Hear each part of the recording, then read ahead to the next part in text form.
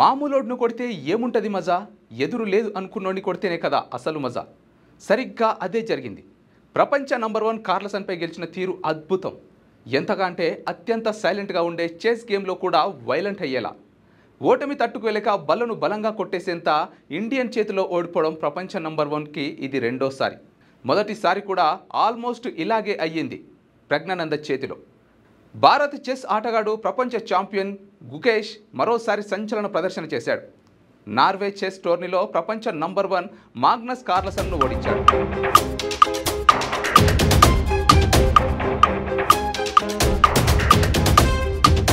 తొలి రౌండ్లో ఓటమికి ప్రతీకారం తీర్చుకున్నాడు. అయితే ఈ ఓటమి తర్వాత కార్లసన్ సహనం కోల్పోయాడు. ఆవేశాన్ని ఆపుకోలేక టేబుల్ను బలంగా చేతితో కొట్టాడు.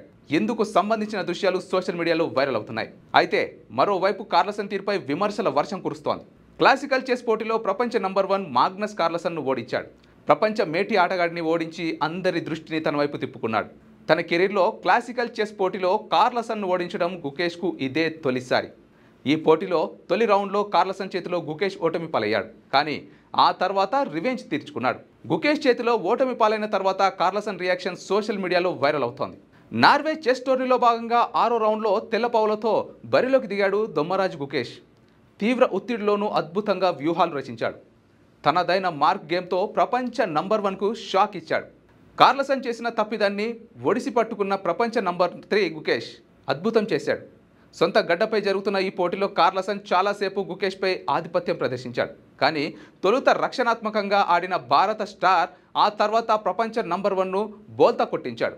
నార్వే గ్రాండ్ మాస్టర్పై క్లాసికల్ గేమ్లో గుకేష్ గెలవడం ఇదే మొదటిసారి కావడం విశేషం. ఇక కార్లసన్పై విజయం సాధించిన రెండో భారతీయ ప్లేయర్గా 19 ఏళ్ల గుకేష్ నిలిచాడు. అంతకుముందు ప్రజ్ఞానంద చేతిలో కార్లసన్ ఓటమి చవి చూశాడు.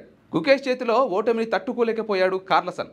ఓడిపోయానని అర్థమయ్యాక పిడికిలతో ఒక్కసారిగా చెస్ బోర్డును టేబుల్ను గట్టిగా కొట్టాడు. దీంతో చెస్ వుడెన్ పీస్లు చెల్లా చెదురుగా పడిపోయాయి. కాసేపటికే తేరుకున్న కార్లసన్ మళ్లీ టేబుల్పై పావులను అమర్చే ప్రయత్నం చేశాడు. ఆ తర్వాత గుకేష్కు సారీ చెప్పి చకచకా నడుస్తూ అక్కడి నుంచి వెళ్ళిపోయాడు. ఇందుకు సంబంధించిన వీడియో ప్రస్తుతం సోషల్ మీడియాలో చక్కర్లు కొడుతోంది. ఈ పోటీ తర్వాత మాట్లాడిన గుకేష్ తన గెలుపు రేర్ ఫీట్ అని వ్యాఖ్యానించాడు. కార్లసన్తో ఆడినప్పుడు 100కు 99 సార్లు ఓడిపోయే అవకాశం ఉందని, కానీ ఒత్తిడికి గురి కాకుండా ఆ మ్యాచ్ను గెలిచినట్లు గుకేష్ తెలిపాడు. గుకేష్ విజయం పట్ల ప్రధాని నరేంద్ర మోదీ అభినందనలు తెలిపారు.